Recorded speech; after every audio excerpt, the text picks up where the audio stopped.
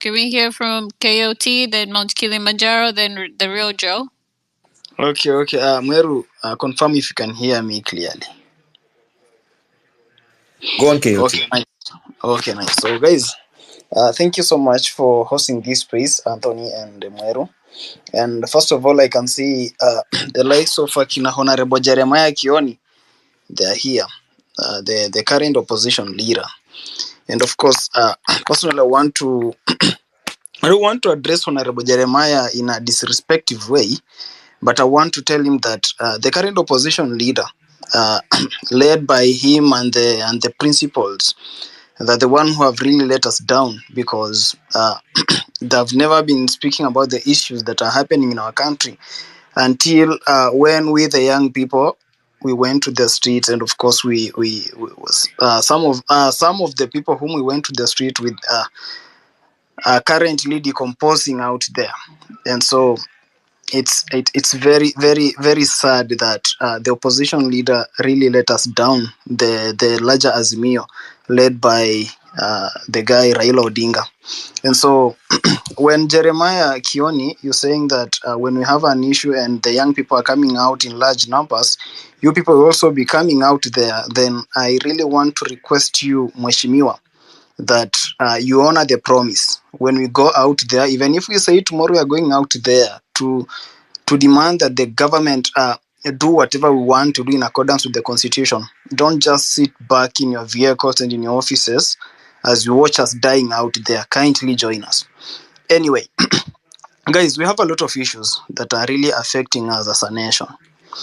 Today I was going through the Auditor General's report of the approved procurement for the financial year 2023-2024. And I was so shocked that in the procurement that was approved, there is this item number 282. You guys can go to the website and confirm, where the government of the Republic of Kenya, led by one William Samoei Ruto and Rigathi Gachagua, they are procuring a suit which comprises the jacket, trouser, and a shirt at 2,400,500 shillings. One item. Confirm with me. Item number 283. But we just here. We are not even going through those procurement details. We are not going through about the Auditor General's report. So when we come here to speak, we just speak from a blank, from not identifying these issues. And KOT. So, yes. I don't want Anthony, to sound like I'm cutting you off, my fellow comrade. Okay. But I am trying to organize a space with Bonnie. Okay. You know Bonnie, the one who does all those financial statements? Yeah, sure. For all counties and the Republic. I'm trying to organize a space with him so that we can look at all of them collectively. Okay. But so that's what actually it caught my attention when I went through that report. But guys, remember the issue we are having at hand. Currently, the Adani issue. This Adani issue is proceeding to some final stages, if I'm not wrong, because we identified this problem, but we never came up with a solution. And that's why today even Murkomen is proposing that, Murkomen is the one who was the CS for transport when Adani was privatized. I mean, when our airport was privatized and it was the privatization, the tender was given to Adani. And even today he's proposing that our stadiums in Kenya, they should be privatized. And of course, the private investors to come in and run matters and the activities and even maintaining the stadiums. So if you are going to have a problem but not providing a solution, we keep quiet just to come maybe on these spaces and run and talk, then we go and sit back at home, then this government, of course, they are going to do whatever they can, because they know that Kenyans are people who can identify a problem, but they cannot follow up that problem and and of course offer a solution. And that's why the likes of Murkomen, they are proposing that we have this privatization of the stadiums. So guys, I think we should we should act just as Honorable Jeremiah said that we need to go to the streets there and they will join us. So I came here to talk about that issue of the stadium and what I saw in the Auditor General's report.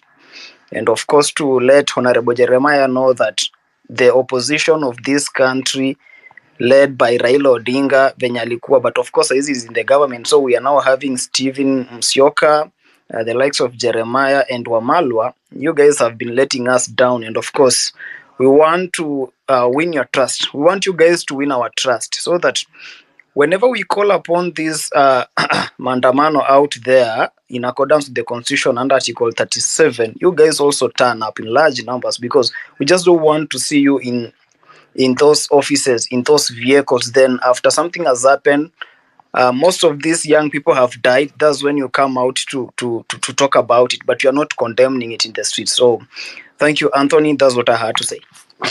Thank you, KOT. Before Ndegwa and Akibe and Honorable Ken respond to that, I want to make it very clear, and I want to be very open, that I am in communication with Wakili Ndegwa, Honorable Kioni, Eugene Wamalwa, and we are trying to build this team of the Gen Z, the Gen Zote, and the Azimio opposition, so that we become one big team, because teamwork is what will get us over the line. So, Mweru, I think we are remaining one person, two people, then we get the closing remarks. Yeah, we have Mount Kilimanjaro.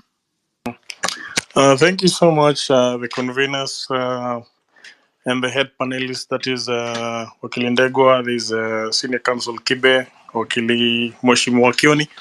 Mine is a very brief one. First of all, I'm going to pick up on what Anthony is just saying, because I think this also needs to be cascaded and also, broadcasted, that I came across Kenya We Want on Telegram. I think that there's a very good organization on that, and keep doing that, and we should improve on that. My point is going to be borrowed from what Omar said previously, and my question Omar Farah, and my question goes to Wakili Ndegwa and also Wakili Kibe, but also to even Mheshimiwa Kioni, because looking at the Adani case, number one, the framework is PPP. The model is EPCF, that is engineering, procurement, construction, and financing. If we look at the component, if we look at the structure of that, I think that is what Adani has been using in cohort with the government to justify, their PPIP.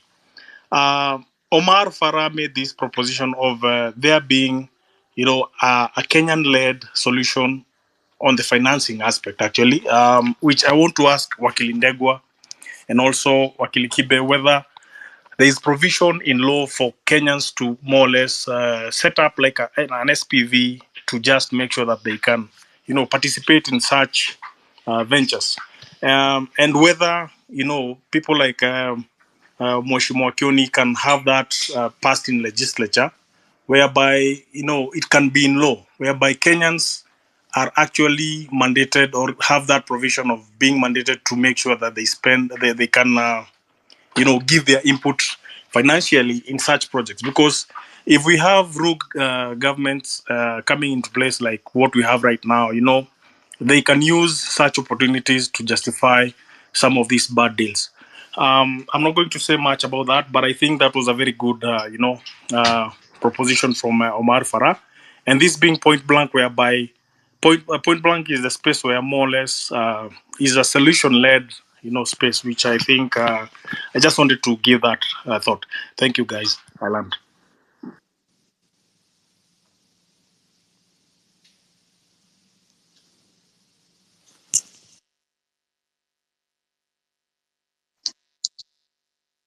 Can you hear me, Mweru? Can you hear me, Anthony?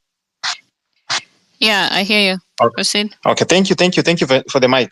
Actually, I'm actually timing myself for the 3 minutes, but I'm gonna start with this. I'm not gonna say so much about Adani. I think most of you have already spoken so well about Adani, but it is so sad that we have to give our airport for 30 years to Adani in an exchange of 238 billion. What is 238 billion in a country that we have admitted In fact, the Prime Cabinet Secretary admitted that we are losing roughly 2 billion a day on corruption. A year, it's about 680 billion. And we are saying we cannot get 238 billion to renovate our airport. It is sickening. It is sad. And we should never even compare ourselves to Rwanda because they acquired the airport via PP. You cannot compare Kenya to Rwanda. Don't ever do that. Having said that, I have a particular problem with the leadership that we have always brought in power. I mean, we've taken chapter 6 of our constitution very lightly. It is a chapter that we don't even look into. This chapter that talks about leadership and integrity, I think we need to exercise that chapter to the fullest, because some of these leaders that we've given responsibility, their responsibility as articulated in that chapter, it requires them to respect the people. Do they respect the people? They don't. We still elect them. We need to be very selfish in our choices of leaders moving forward. I would not really want to blame anybody, those who voted for this mad regime, this mad guy. Don't blame yourself. I mean, you know what you've seen. At least you can see for yourself what is happening. You are experiencing and you are seeing where our country is being taken. But moving forward, I expect that we are able to make the right decisions moving forward. Because in most of these things, if we had a proper parliament set up and performing their roles, we could be having proper legislation. I mean, we should not be seeing some of these things happening right in front of our eyes. Because right now the people are acting like the parliament, acting like the members of parliament, trying to raise issues that they are supposed to raise themselves. Why are we paying them salaries? Okay? And you're seeing right now complaints about impeachment of Gachagua. I mean, he should be impeached. He should have been impeached kitambo. The guy came into power and started talking about shares, just against our constitution that talks about unity, respecting our diversity. We need to respect that. So the most important thing moving forward, we need to take chapter 6 seriously so that we can get a good breed of leaders. And let's get this fallacy out of our head that there's something like opposition. There's no opposition. Opposition is the people. There's no such thing as opposition in our country. It is a political narrative. We, the people, whenever we see wrongs, that is the opposition. Whatever we want, that is the opposition. So thank you very much for the mic. I'll land. I was timing myself. I will land. But we don't have any opposition. Opposition is the people whenever we have issues. Thank you. Good. Thank you. Mr. Kilimanjaro. Yes, please. Your 3 minutes so that now we get the closing comments. Oh, I made my submission earlier. Oh, thank you. Maybe I missed that. Okay. We shall take our closing comments. We shall start with Honorable Keoni Ndegwa, then Senior Counsel. And before they come, I'd like you guys to take note of what Senior Counsel said about boycotting. That is something we should really think about. So we start with Honorable Keoni. Again, in support of taking things into our own hands, including boycotts and the rest, because if we don't do that, then we could be reduced to just people who are lamenting by the people in power. But one of the things is there's a lot that has been said about the opposition. I think it's important to say that our constitution defines opposition as those in the minority. There is minority versus majority, and it is domiciled in parliament, a law that parliament has completely failed to do, and that is why those of us who are not in parliament are trying to do the best that we can within our own abilities.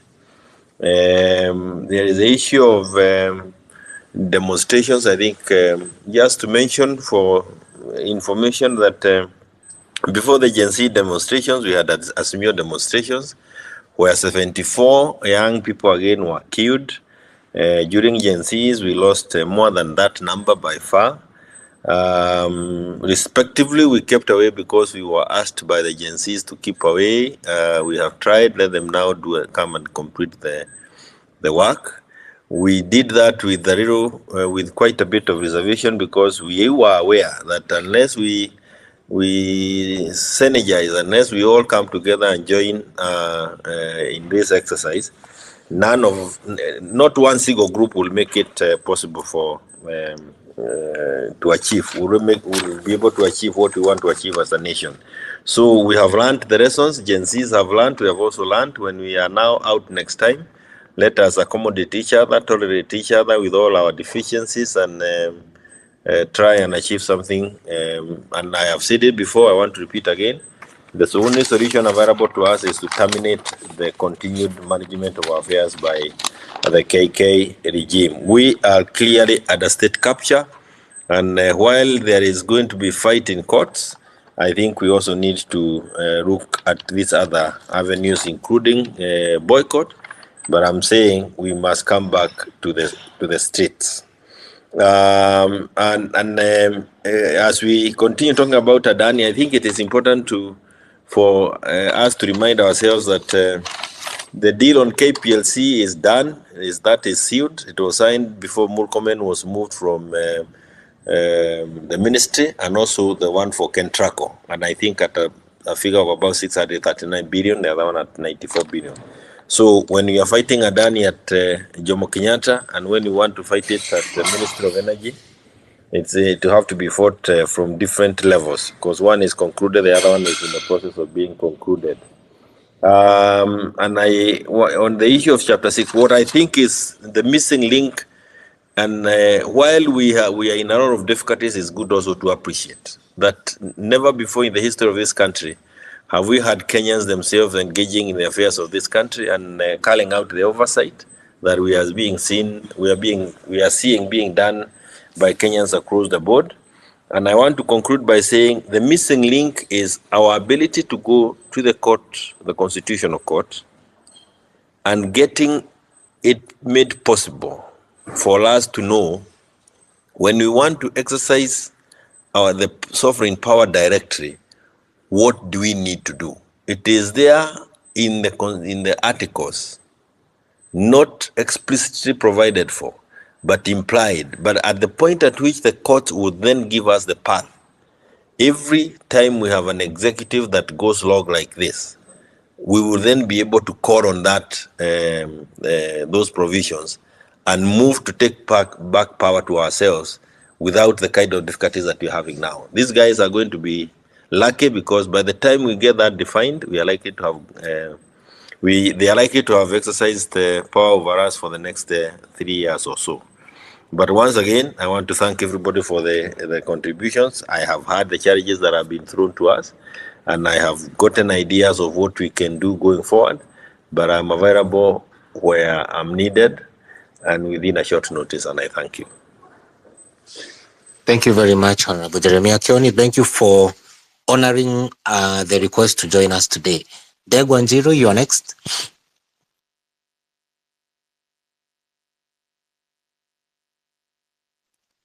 As Ndegwa prepares himself, our Senior Counsel Kibe Muigai, you can give us your closing remarks. By way of closing remarks, I want to say 3 things.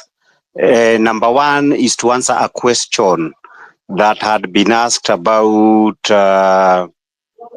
whether Kenyans themselves should have been given an opportunity to organize by way of an SPV or any other method to be able to get the Adani deal, to run JKIA through a company. That is a mechanism that is actually available under the law. You know, something like Steamer, something like Kenya Airways, all these, Kenya Power, Kenya Airways, and KenGen, these are companies that were privatized to ensure that you can be able to, by just selling shares, partial privatization, you can actually be able to raise whatever money was required, 1, to change management, and 2, to raise the resources while this property remaining in the hands of Kenyans. Even Safaricom, it was the same thing. Safaricom was originally a public company, but today government has just a few shares in Safaricom, but everything is working okay. The problem is under the law of PPP, Public Partnership Act, what is required to be done is that you take the best interest of Kenya the best interest of Kenya would be that if KAA is a resource that has been financed through taxpayers and loans that Kenyans are still paying, Kenyans should get the first opportunity to own it and to run it through now an arrangement in which they can be able to be the owners of it. But you cannot give it as a gift to Adani, because what Adani is getting it as a gift is definitely in exchange of corrupt money. Let us not hide our faces, the truth about what is happening. The question is it 50 billion? Is it 150 billion that state officials are exchanging with Adani to give him the deal that he is giving? But we know it's corruption 100%. Issue number 2 is the issue of the people's sovereignty. There is no need to beat around the bush. We can be able to write to Adani and tell Adani, the way you make notices in the newspaper, where you say caveat emptor, buyer beware. You can tell him that whoever who is president of Kenya is a citizen of Kenya with a limited mandate. To get JKIA properly, you must get the blessings of the Kenyan majority. The Kenyan majority, the Kenyan nation must view this as a legitimate deal. Because if we do not view it as a legitimate deal, then these Adani and the Asians who will come to JKIA will not be there 1 week after Ruto leaves power. So it is important we tell them in advance and in writing that you will not last there more than 7 days after Ruto leaves power.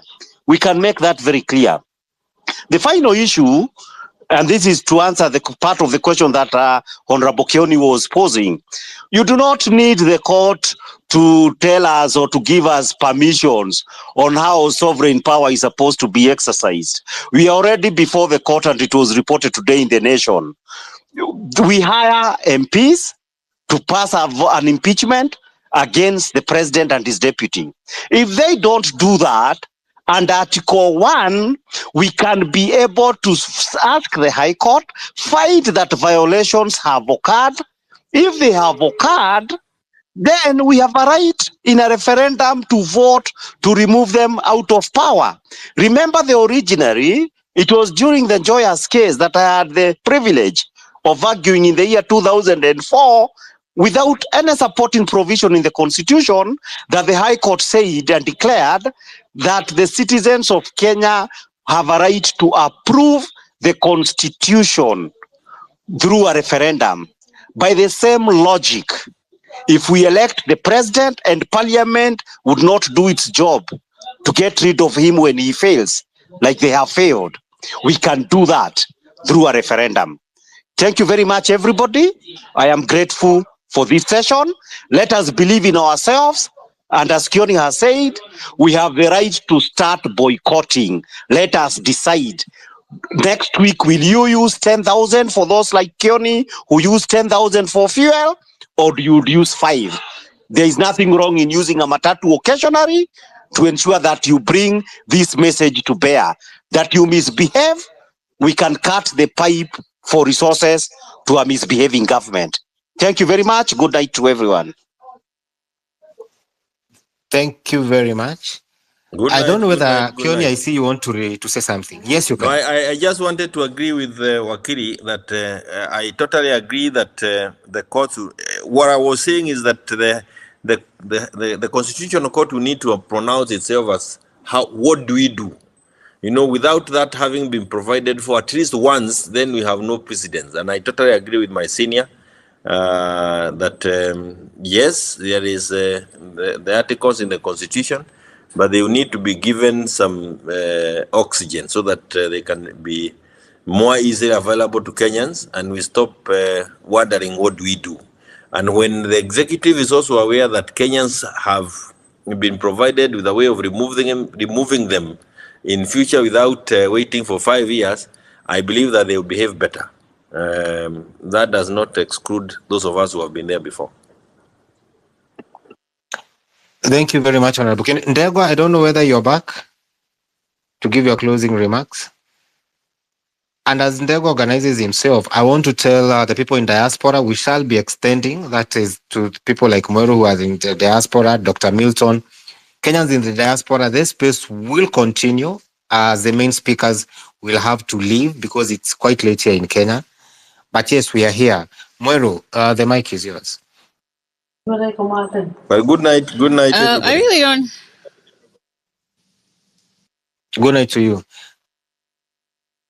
Mweru?